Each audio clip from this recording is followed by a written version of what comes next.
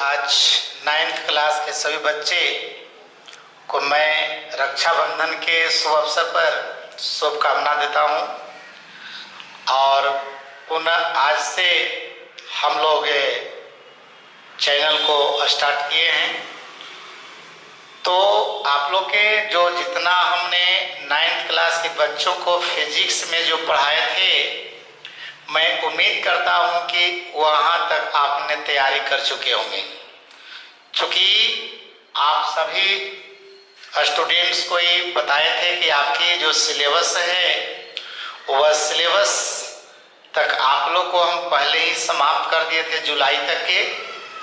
अब हम लोग अगस्त से आगे का जो सिलेबस है उससे हम लोग आगे बढ़ा रहे हैं। तो आज सभी बच्चे तैयार हो जाइए फिजिक्स की अगला टॉपिक समझने के लिए।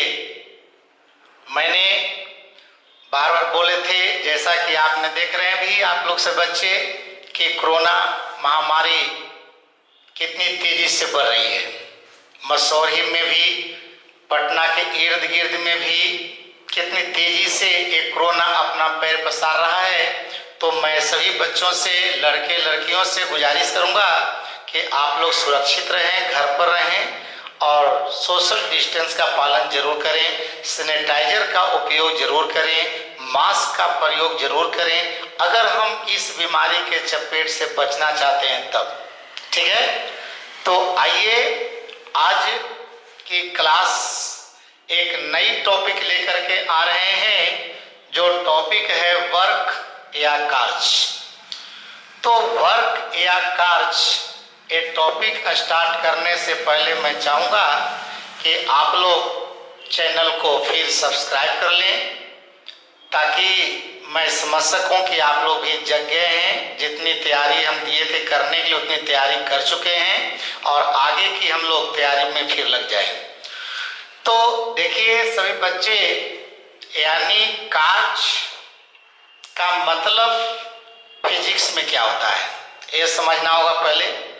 माने कार्य का मतलब, ऐसे तो कार्य का मतलब लोग समझते हैं काम, नहीं, सभी बच्चे ही जानते हैं कि कौन सा कार्य कर रहे हो।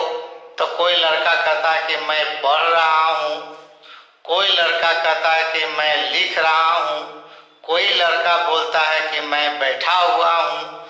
तो क्या सभी तो क्रिया ही है, बैठना, उठना, चलना फिरना, दौड़ना, पढ़ना, तो सभी क्या कार्य हैं। तो हिंदी के दृष्टिकोण से हकीकत में हम सभी को कार्य कहते हैं, लेकिन फिजिक्स में ये सभी चीजों को कार्य नहीं कहते हैं, ये समझिएगा। आप अगर किसी जगह पर बैठ करके 2 घंटा 3 घंटा पढ़ते रहते हो, समझ हो ना, अगर 2 घंटा तक पढ़ रहे हो लेकिन उसी जगह पर तुम बैठे हुए हो, आपकी स्थिति में कोई परिवर्तन नहीं हो रही है, आप किसी वस्तु पर कोई बल नहीं लगा रहे हैं, तो समझिए कि उसे कार्य नहीं कहा जाता है। आप अपने सिर पर एक बोरा चावल लेकर के आप खड़ा रहे, ठीक है, और खड़ा ही खड़ा रह गए, 1 घंटा तक रह गया। आपसे पूछा गया कि बताओ तूने कार्य किया कि नहीं, तो आप तो कहिएगा कि हम तो काम कर रहे थे, इतना भारी बोझ को सिर पर उठा कर रखे हुए थे, यानी कार्य कर रहे थे। लेकिन हकीकत में फिजिक्स उसे कार्य नहीं कहता है। बात समझ रहे हो, उसे कार्य नहीं कहता है। चाहे आप पढ़ रहे हैं या बोझ को लेकर के खड़ा हैं, उससे कहता है फिजिक्स कि आपने कोई कार्य नहीं कर रहे हैं। बात समझ रहे हैं। इसी तरह से बात समझना होगा कि कार्य कहेंगे किसको हम। सबसे पहले प्रश्न उठता है कि तो बताइए, सभी काम को कार्य नहीं कहते हैं, तो आखिर कार्य कहते हैं किसको। तो देखिए फिजिक्स में कार्य कहने के पहले आपको 2 बातों पर ध्यान देना होगा। सबसे पहली बात है कि आप किसी वस्तु पर यानी कोई बाहरी असंतुलित बल लगाना होगा। बल में बताया जो संतुलित होता है और एक असंतुलित होता है। तो हमने बोल रहे हैं कि आप किसी वस्तु पर अगर कोई असंतुलित बल लगाया, चाहे एक बल लगे या एक से ज्यादा बल लगे, लेकिन कैसी बल है? असंतुलित बल लगाओ।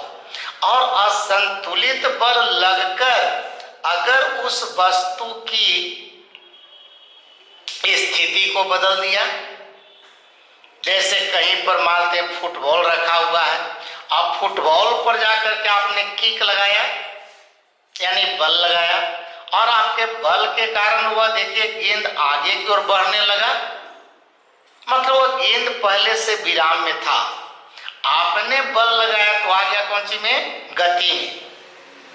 यहां मान लेते हैं कि चलिए यानी कि कोई क्रिकेट का बॉल उधर से आ रहा है और उस पर बल लगा करके आप उसको रोक दिया, तो स्थिति में दो बताए, एक विराम स्थिति, एक गत्या अवस्था। तो अगर किसी वस्तु पर कोई बाहरी बल लगाया और उस बल के कारण अगर उसकी स्थिति बदल गया, माने विराम से गति में आ गया या गति से विराम में आ गया, तो कहा जाएगा कि आपका बल कार्य किया। समझ रहे हो? कार्य किसको करे से? कार्य के लिए सबसे पहले वस्तु पर एक बल लगाना होगा, बल में असंतुलित बल लगाना है, और उस असंतुलित बल के कारण अगर उसकी स्थिति बदल गई, ठीक है, अगर स्थिति नहीं बदली तो दूसरा पहचान है कि उसकी आकृति बदल जाए। आकृति बदलने पर भी हम कह सकते हैं, जैसे कि मान लेते हैं कि चलिए आपका बैलून है, ठीक है, और बैलून पर बाहर से बल लगाया नहीं, उसको दबाया, और आपने जब बैलून को दबाया यानी बल लगाया और बल के कारण बैलून की आकृति बदल जाती है। देखे हो ना, या तो बैलून फूट गया या तो बैलून को दबाया तो उसकी आकृति बदल गई। तो अगर आकृति भी बदल गया तो समझिए कि आपका बल कार्य किया। बात समझ रहे हैं? जैसे कि बता रहे हैं, मानते हैं कि गिल्ली मिट्टी है, अब गिल्ली मिट्टी को लड़के लड़कियां ले करके उसको इस तरह से आकृति यानी गोली जैसा बना दिया, तेकर मतलब है कि आपने वहां पर बल लगाया और बल जो है आपका कार्य किया, कारण कि वहां एक बल लगाकर आकृति बदल दिया। वही गिल्ली मिट्टी का गोली बनाया, फिर उसको दबा दिया तो देखिए फिर आकृति बदल गया, उन्हें कार्य हुआ, कारण कि ऐसा करने के लिए आपने बल लगाया और बल के कारण उसकी आकृति बदल गई। तो ऐसी स्थिति में भी कहा जाता है कि बल जो है कार्य किया। और कब कहते हैं जी? और कार्य कहते हैं कि अगर मान लेते हैं किसी वस्तु पर आपने बल लगाया और बल के कारण उस वस्तु की चाल बदल गया। बात समझ रहे हो? क्या बदल गया? चाल बदल गया उसकी। अब चाल बदल गया माने चाल बढ़ गया या चाल घट गया, तो दोनों में से कोई भी एक चीज हुआ तो ये तब संभव है जब उस वस्तु पर कोई बाहरी बल लगाया गया हो। बिना बाहरी बल के उसकी चाल में परिवर्तन नहीं होगी। जैसे कि मानते हैं कि कोई लड़का साइकिल चला रहा है, अब पीछे से आपने धक्का मार दिया तो पीछे से धकेल दिया तो देखा उसकी चाल बढ़ जाता है, या पीछे से खींच दिया उसकी चाल बदल गई। तो अगर किसी वस्तु पर बल लगाया और बल के कारण उसकी स्थिति या आकृति बदल गया तो पर भी कहा जाएगा कि आपका बल कार्य किया। बात समझ समझना है? कोई दिक्कत? आज तो आप लोग अच्छे अच्छे खाना भी खाए हैं, समझ में दिक्कत तो नहीं होना चाहिए, है ना जी?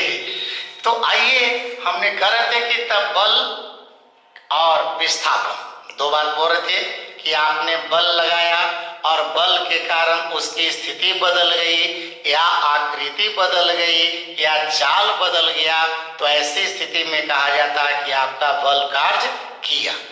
यही से यहाँ पर लिखा हुआ कार्य के बारे में कि जब कोई बाहरी असंतुलित बल किसी पिंड माने वस्तु, किसी पिंड पर लगकर पिंड की स्थिति, आकृति परिवर्तन करता है तो उसे कार्य कहा जाता है। क्या कहते हैं? उसे कार्य कहते हैं। बात समझ रहे हो? अब कार्य ज्ञात करने के लिए आपने किसी वस्तु पर कितना कार्य किया। अब कार्य अगर जानना चाहते हैं किसी वस्तु पर किया गया कार्य, तो ये दो बात पर निर्भर करता है। पहला देखिए बल और दूसरा विस्थापन। यानी बल और विस्थापन का जो गुणनफल होता है वही गुणनफल से कार्य को मापा जाता है। इसलिए यहाँ पर लिखा गया है कि किसी वस्तु पर किया गया कार्य बराबर बल गुना विस्थापन। अब कार्य को अंग्रेजी में वर्क बोलते हैं। बल हो गया फोर्स, विस्थापन हो गया डिस्प्लेसमेंट। अब यहाँ वर्क को सूचित कर रहे हैं W से, फोर्स को सूचित किया F से, डिस्प्लेसमेंट को किया D से या S से। इसलिए हो गया W बराबर FD या FS, यही फॉर्मूला हो गया। बात समझ ना? जनरली कार्य निकालने के लिए कहेगा तो ये फॉर्मूला लगा करके निकालिएगा। अब देखा जाए तो कार्य की प्रकृति पूछता है कि कार्य कैसी राशि है, सदिश राशि है कि अदिश राशि है। तो कार्य याद किया कि कार्य एक अदिश राशि है। कैसी राशि है? अदिश राशि है। काहे बोलते हैं अदिश राशि? बल जो होता है सदिश राशि है और विस्थापन भी सदिश है, और सदिश सदिश राशि का जो गुणनफल होता है, प्रोडक्ट होता है, वह एक अदिश राशि होता है। इसलिए हम लोग कहते हैं कि कार्य जो होता है एक अदिश राशि है। कोई पूछे क्यों, तो जवाब दीजिएगा कि कार्य दो सदिश राशियों का एक गुणनफल होता है। क्या होता है? गुणनफल होता है। इसलिए कार्य को हम कैसा राशि कहते हैं? अदिश राशि। कार्य को देखिए ऐसे वर्गीकृत करते हैं तो बल और विस्थापन ये दोनों पहले ही बोल दिए कि सदिश राशि है। बल भी देखिए सदिश, विस्थापन भी सदिश। सदिश यानी जिसको दिशा चाहिए, और इसलिए यानी बल की दिशा और विस्थापन की दिशा क्या ये दोनों एक ही है या विपरीत है या लंबवत है, इसके आधार पर कार्य को हम कई वर्गों में बांट देते हैं। जैसे पहला कार्य को लेके चले हैं धनात्मक कार्य यानी पॉजिटिव वर्ग। तो पॉजिटिव वर्ग किसको कहते हैं? सदी माने याद कीजिएगा, तो कहता है कि धनात्मक कार्य एक बोलता है ऋणात्मक कार्य। कहता है कि जब वस्तु की विस्थापन की दिशा, किसकी दिशा बोल रहे थे? विस्थापन की दिशा और बल की दिशा दोनों समान होता है। विस्थापन की दिशा अगर बल की दिशा में है तो समझिए कि ऐसे कार्य को कहा जाएगा धनात्मक कार्य। कौन कार्य? धनात्मक कार्य कहेंगे। जैसे कि मानते हैं एक वस्तु देखिए आपके सामने रखा गया है। अब यहाँ पर एक वस्तु रखा गया है और पीछे से बल लगा रहा है। तो बल देखिए F लगाया और इस बल F के कारण ये वस्तु जो है ये स्थिति पर रखा गया था। इसके कारण देखिए वस्तु आगे की तरफ चलना शुरू किया। तब बल की दिशा और विस्थापन की दिशा ये देखिए दोनों समान है, एक ही दिशा में हो गया।